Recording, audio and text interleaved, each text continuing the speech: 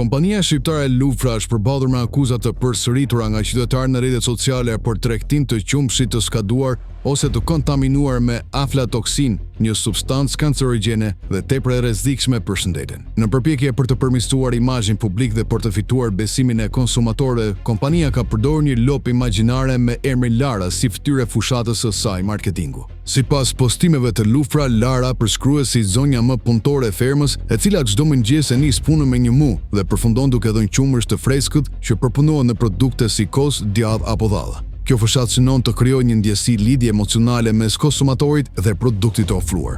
Këtë strategji ka kundërshtuar ashpër faqja satirike Lolo Albania, e cila ka zbuluar se Lufra në fakt nuk ka asnjë fermë të vetën. Sipas saj, kompania përdor figurën e Larës një trup marketingu për të manipuluar opinionin publik duke i quajtur këtë një mashtrim të pastër. Kritika ndaj Lufrës vjen në një kohë kur importi i qumshit në Shqipëri është në rritje të ndjeshme. Sipas të dhënave të doganave për vitin 2024, janë importuar 22.8 milion litra qumësh, me një rritje prej 23% krahasuar me vitin 2023. Një tregues i qartë i krizës së prodhimit vendas dhe uljes së besimit ndaj industrisë vendase të pulmetit.